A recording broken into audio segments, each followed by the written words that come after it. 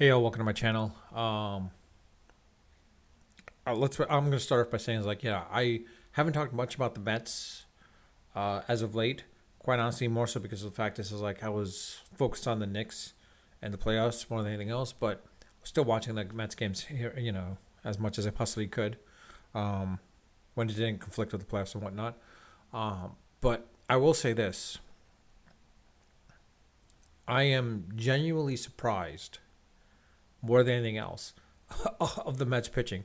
I said early in this year, basically before the season starts, the Mets pitching I think is going to be the biggest drawback for them. Like how the offense, it could only keep them get them so far. But I thought the defense, which is pretty much the pitching, was pretty much going to be their one big con, one big negative.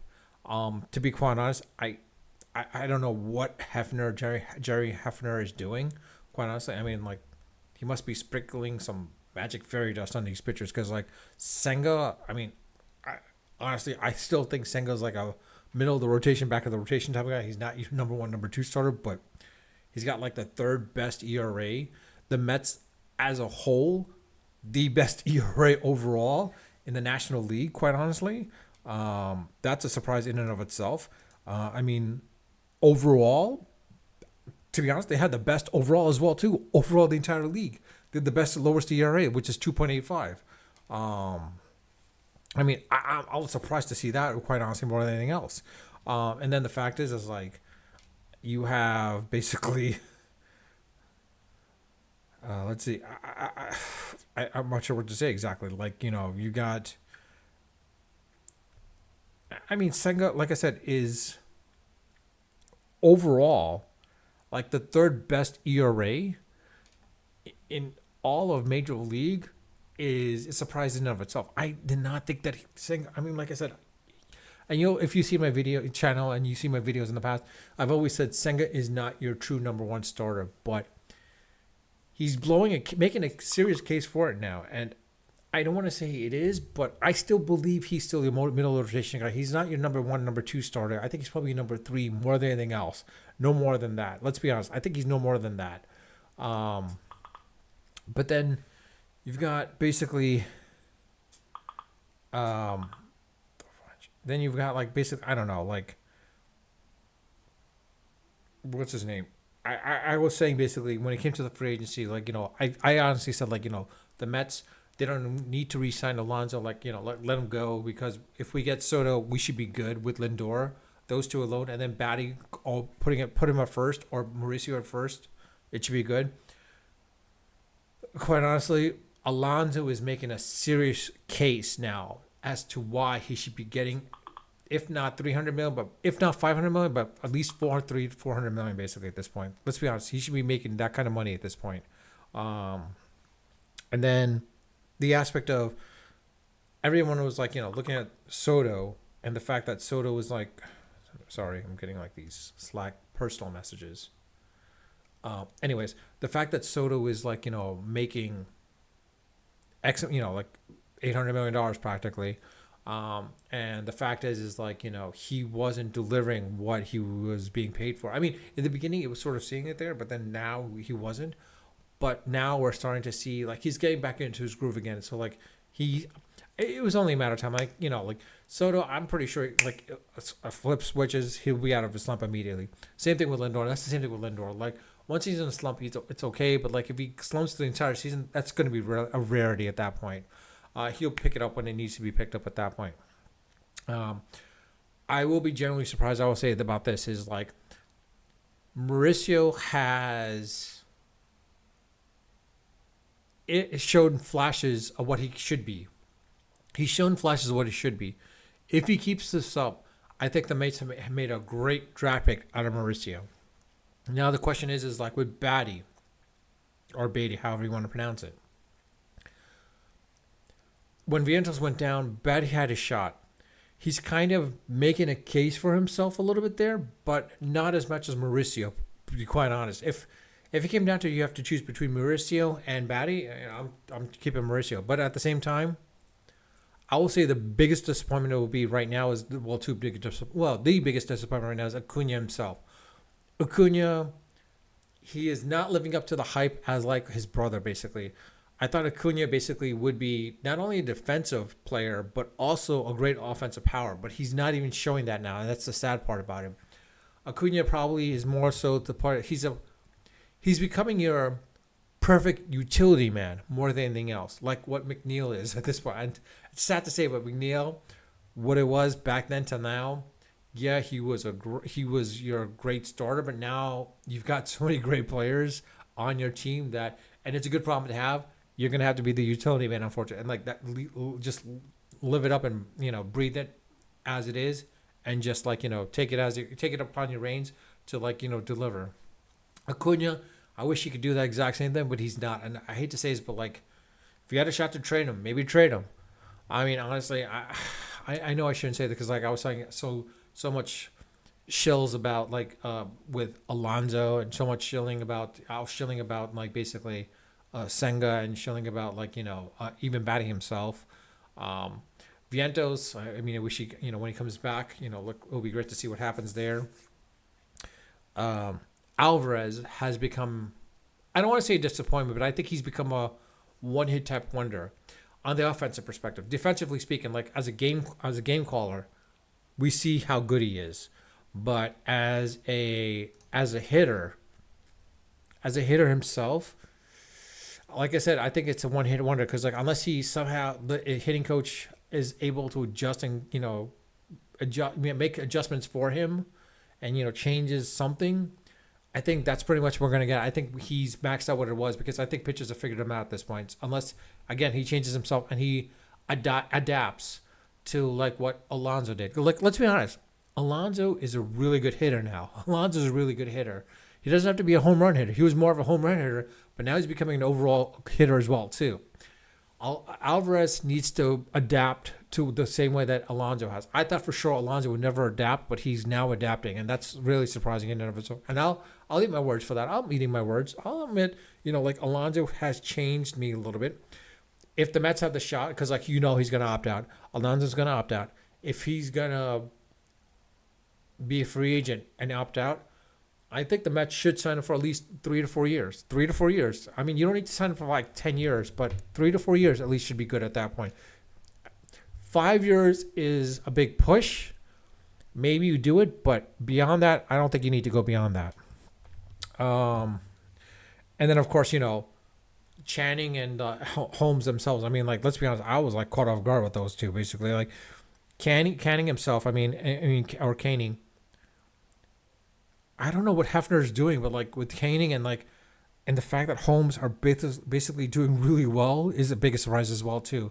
I mean, I never thought that was possible. I mean, let's be honest. Miguel himself, for the past 3 years, he was a good middle reliever type person, but I don't think he was a good starter. He was kind of like a fill-in, but he was always going to give up runs and such. But now he's doing really well. Like that's Hefner. I think Hefner is a great pitching coach that he knows when to change or adapt his pitchers or know what to do to adapt for this pitchers to adapt, and they just gotta take his advice. And I think if they're taking advice, they'll know what to do. I mean, Peterson, we knew he was going to be what he was going to be. Reed Garrett, I mean, surprisingly, like the dude's unfreaking believably lights out practically. I mean, honestly, if Diaz is injured, Garrett's becoming your new. Let's be honest, Reed Garrett's becoming your new closer at that point. Budo, I think, is becoming a big disappointment, quite honestly, more than anything else. I thought Budo himself would have, like, finally come into his own, finally make the case to make it be a full, a starter, but it's not the case. Blackburn being rotating between the, between the bullpen and the starting rotation. I mean, him and Castillo, like, it's one of those things. Brazaban is kind of like still there basically, and then of course Torrance. Of course, we all know like last year after when the Mets picked him up last year, it's a great pickup because like he's really coming onto his own. Let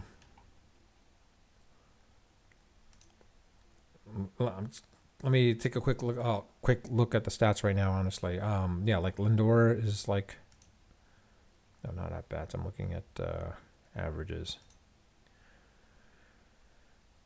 Batting average, yeah. Oops. Alonso's really doing well. He's at 300, which I don't think I've ever seen any other Mets player being hitting over 300. That's really impressive. And like if Alonso keeps the way he is, like I said, I think he deserves that. Lindor doing what he is as well too. Mauricio, granted he hasn't played as many games, but he's showing those flashes at that point. McNeil, I honestly thought McNeil would be the one that would be the highest with the highest batting average, but lo and behold, Pete Alonso is. Again, let's not be surprised. I would not be surprised if Soto, Juan Soto comes up there and like becomes number 2 or number 3 at that point as well too. I was like, yeah, Alonso he's like the leader right now at this point with the home runs, batting average, and RBI, of course, but he's not your he's not on the run for the triple count. Let's be honest, he's not on the run for the triple count. Not like what's his name, Aaron Judge. Aaron Judge, the Yankees got lucky on that unicorn. Let's be honest with that.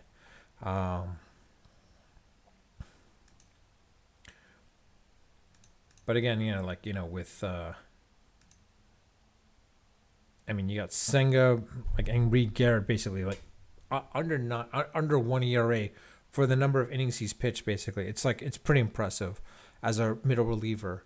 But in any case, I will say this: I was afraid that the Mets, with the way the Phillies were playing at that point in time, and I figured the Atlanta Braves by this point would have snapped out of it and been in contention. But the fact that the Mets are doing well, if they can keep this up and stay ahead of the Phillies, they should be able to take the East. Let's be honest. I think if the Mets stay if they keep playing the way they are, and especially beating the teams that they should be beating, they should be able to take the East by now. The question comes down to with this is, can they beat the Dodgers? Now, the last series they played against the Dodgers, I was fairly confident they should be able to beat them, but those last 2 games, it was a big iffy. But let's be honest, I think everything's going to have to go through LA anyways, no matter what, through the Dodgers. Question is I would love to see either San Diego or San Francisco to take him out. I'm a little shocked that, Chicago, the Cubs are still in first place. I honestly thought it would be Milwaukee by now at this point, or maybe St. Louis. Actually, I'm surprised that St. Louis and Chicago are ahead of Milwaukee, quite honestly, more than anything else. But it'll be interesting to see how the Central plays out at this point. But I will say this: the Dodgers definitely going to clinch the West. The Mets should be able to clinch the East. If the way things go out as it is, the Cubs should be able to clinch the Central. I think the 2 wild cards are definitely going to come out of the West, which would be both out of San Diego and San Francisco at this point. Maybe the Phillies and San Diego. I don't know. It's hard to say at that point. But anyways, but I would like to see this though. If David Peterson can develop more and become that number 1 starter that he was drafted out to be, that would be great. But he's not going to be your number 1 starter. He's probably going to be a number 4 starter no matter what. But like I said, again, close to the middle of the season, by July and by All-Star break, we'll know more. We'll get a lot more. It'll be interesting to see how the Mets make the trades at that point. I don't know who they'll be trading for, but they have their prospects. Let's be honest, and some of their prospects, the pitching prospects, look really, really intriguing more than anything else. I'll say that their pitchers in their minor leagues look really intriguing. I'll be keeping an eye on them for the next couple of years at this point. But with that, I'll leave it at that. Let me know your thoughts. Put a comment in the comment section. I'll read them all, and I do respond to them all. Oh, well, I do read them all, and I do respond to them that warrant a response. Of course, unfortunately, But in any case, yeah, whatever. It's baseball, so why not? Baseball, it's a good dog, popcorn, and some beer. Though in some cases, if you go to a stadium, I learned basically get one of those little pouches, those water pouches, where it's not, not a metal bottle, but a water pouches. Sneak in some alcohol that way, and then you just order Diet Sprite, large Diet Sprite. Put in that bag, and you're good. Boom, you got your own little mixer at that one, or Sprite or whatever soda you want to, whether it be rum, vodka. But in any case, sneak that in, you're good. Because I've done that a couple of times. Oh yeah, it's great. So in reality, paying for $40, $50 for a freaking watered down spirit mixed drink, you're basically just paying for soda at that point, and You just sneak that in. Of course, again, it's best to have if you have one if you're a guy, those little I hate to say this, but cargo shorts they work out really well at that point. But with that, I'll leave it at that. Again, leave a comment in the comment section. I do read them all. Let me know your thoughts about the Mets. Let me know your thoughts about my assessment so far. I'll probably do a little bit more thorough assessment, but again, don't be hard on Juan Soto, because like I said, when push comes to shove, this is a dude that will do some amazing stuff for us. Let's and I like I said, I will eat my words about Pete Alonso. I think the Mets need to keep him. If Batty proves his worth, maybe he is trade bait. Honestly, like maybe he's trade bait to get a proper center field. And I hate to say this, but Sterling Marte, he's caught in the crossfire. As good as he is, he's good as a pinch hitter and he's good as a DH. I hate to say this, but he's caught in the crossfire. He's become collateral damage, just like McNeil basically. McNeil and Marte are kind of like collateral damage in a ways. And I hate to say this, but it's time for maybe. I don't want to say it's time for them to maybe say sayonara, but if we could get a proper center fielder, that'd be great. But Jeff McNeil, if Mauricio plays out to what he should be playing out to, quite honestly, he could play your second base, because you're gonna have Lindor for a while, anyways. Acuna, if he plays good at second baseman, great. But you got Mauricio as your backup as well too. So Jeff McNeil is probably gonna, unfortunately, be another collateral damage unless you can. I don't want to trade him, but he'll be a good utility man at that point, unless he can prove himself and make himself, defensively speaking, worthwhile to stay in the infield, worthwhile to stay in the game as a starter. Outside of that, I don't know. I'll just leave it at that.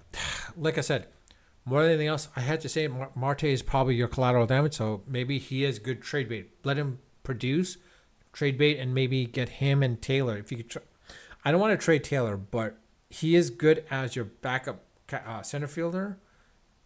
If you can get a really good center fielder, or maybe good left fielder, and put Nimmo back into center field. But it's my thing at that point. Anyways, I'll leave it at that. Unfiltered, and of course, unedited, and always unrehearsed. Until next time.